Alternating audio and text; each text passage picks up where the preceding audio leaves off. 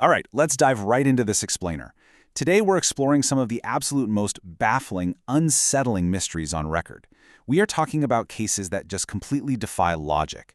Cases where the physical evidence literally contradicts everything we think we know about reality. These aren't your typical missing persons files. No, these are massive anomalies that leave investigators totally empty-handed and communities forever changed. But before we get into the nitty-gritty specifics, I want you to ask yourself, what happens when a disappearance makes absolutely zero sense? Act 1. The Replaced Children. We're kicking things off with a piece of historical horror involving institutional gaslighting and mistaken identity. We're focusing on two incredibly highly publicized cases here. First up, the tragic 1912 disappearance of 4-year-old Bobby Dunbar. He vanished during a family fishing trip near Sway Lake down in Louisiana. Then, just over a decade later, the 1928 vanishing of 9-year-old Walter Collins, who went to a local movie theater in Los Angeles and simply never came home. Both of these cases triggered massive, sprawling searches. But you know what makes them truly disturbing? It's who the authorities actually brought back. This perfectly illustrates the extreme danger of prioritizing closure over the actual truth. Back in 1913, authorities found a boy traveling with a handyman and basically presented him to the Dunbar family. Now, despite some serious initial hesitation, they took him in and the boy was raised as Bobby. But fast forward to the early 2000s and a chilling twist flipped everything upside down. DNA testing shattered a century of belief. That boy, he wasn't Bobby. He was Bruce Anderson. He was the son of a woman named Julie Anderson, who had desperately fought for custody but was labeled a liar by the courts, meaning the real Bobby Dunbar was literally never found. And wow, this mirrors the exact nightmare faced by Christine Collins in 1928. When the LAPD proudly organized this huge public reunion with the boy they found in Illinois, claiming they had definitively solved the Walter Collins case, Christine looked at the child and delivered this absolutely heartbreaking declaration: "That's not my son."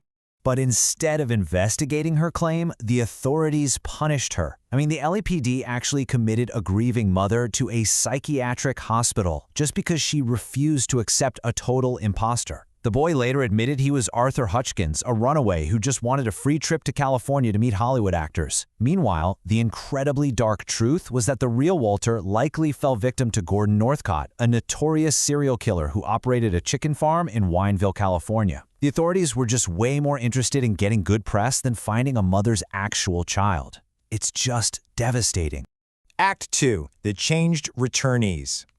Now we're shifting our focus from where did they go to the much more eerie psychological suspense of what on earth happened to them while they were gone.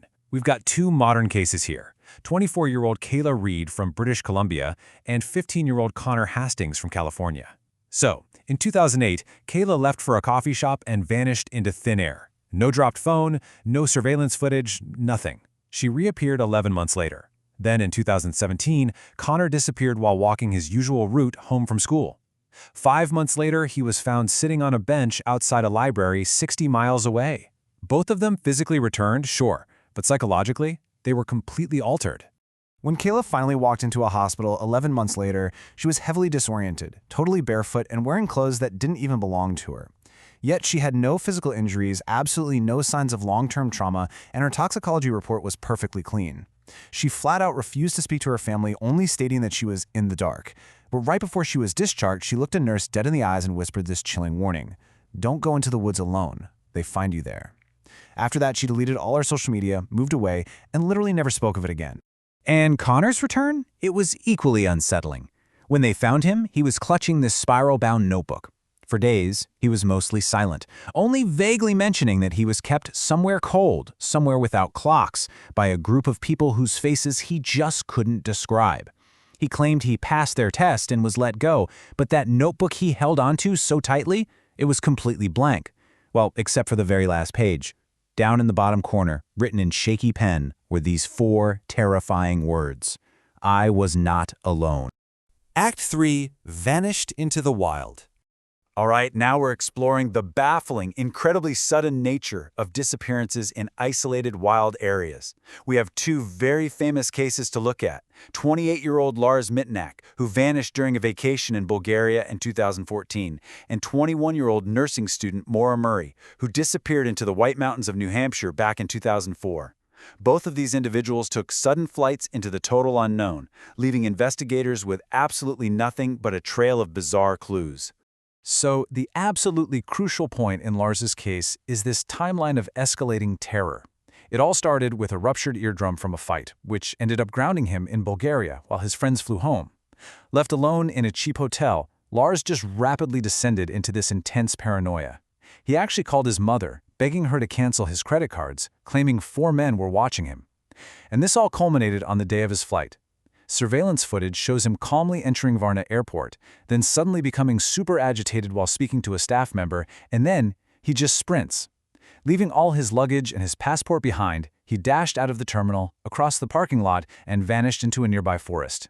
He was never seen again. Maura's disappearance is honestly just as perplexing.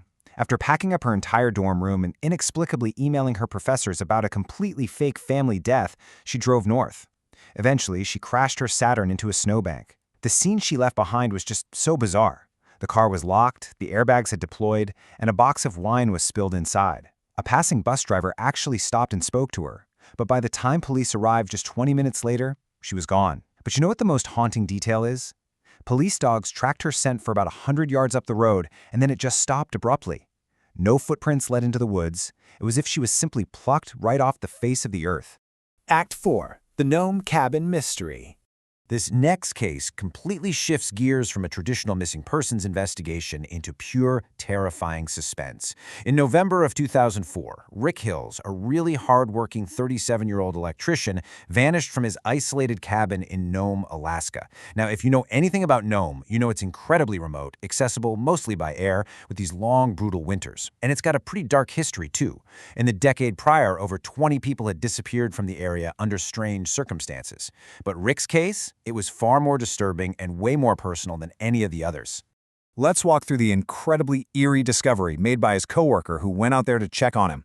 First off, despite a fresh, light snowfall, there were absolutely no footprints leading in or out of the cabin. Next, the back door was found just left wide open. Inside, though, the scene was completely domestic and totally undisturbed.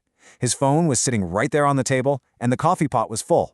But the final detail is what really, truly unsettled investigators. The bed was made.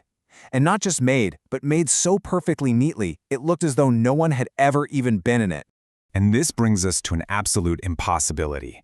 The official investigation concluded that Rick, an experienced Alaskan, totally accustomed to this brutal environment, somehow walked out of his cabin into sub-zero temperatures without his coat, without his boots, and without his keys. Even with dogs, drones, and helicopters searching the area, no trail or trace of blood was ever found. He simply vanished into the cold.